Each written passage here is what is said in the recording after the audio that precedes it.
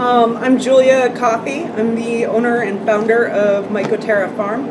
I got the business started in early 2010. I moved back from Washington State, where I lived for 10 years. I got into mushrooms while I was studying soil science at Evergreen State College, and then ended up studying mycology pretty in depth through my undergrad career. Then I went and worked for, after I graduated, I worked for Paul Stamets' company Fungi Perfecti. I worked for them for 4 years, where I got to really learn the tricks of the trade from at a top-notch mushroom farm. And after I kind of plateaued out in what I was learning there, I was missing New England, where I grew up in West Hampton. So I moved back here in 2009.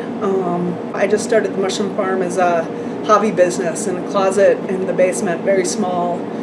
There's a lot that can go wrong. A lot of what we do is based on a very sterile process, very controlled environment, and so there's a big learning curve and a lot of intimidation. I worked on a multi-million-dollar mushroom farm with all top-notch equipment and facilities, and then I went to a dirty closet in my basement and tried to figure out and improvise, but it worked. I started selling mushrooms to the River Valley Co-op, got started in my first season at the Williamsburg Farmers Market, and second season in the Florence Farmers Market, which then led into the Northampton's Farmers Market, and it's kind of steamrolled from there.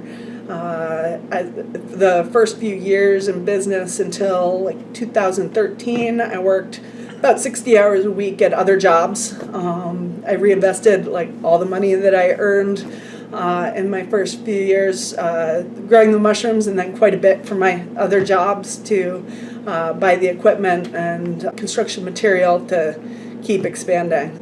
New Year's Eve 2015 to 16, we got a last minute order for Champneys at the inn at Deerfield. They were a regular customer at that point, and they needed mushrooms for their New Year's dinner. So we took the back roads from West Hampton up to Old Deerfield, and happened to drive by this place along the way. A lot of people look at dreamy properties and with nice house or rolling acreage. We were captivated by the big metal building that we saw here.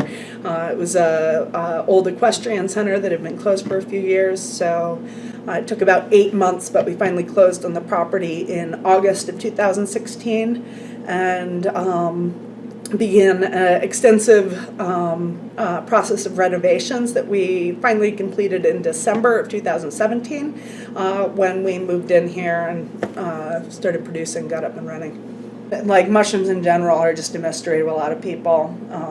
Here they're often called vegetables. The fungi, it's a completely separate kingdom, and actually the fungal kingdom and the animal kingdom has a much more recent common ancestor than any other kingdom. So we're actually more closely related to fungi than we are to plants, or fungi are to plants. So they're more animal than vegetable, I guess, if you wanted to make overly simplified statements about them.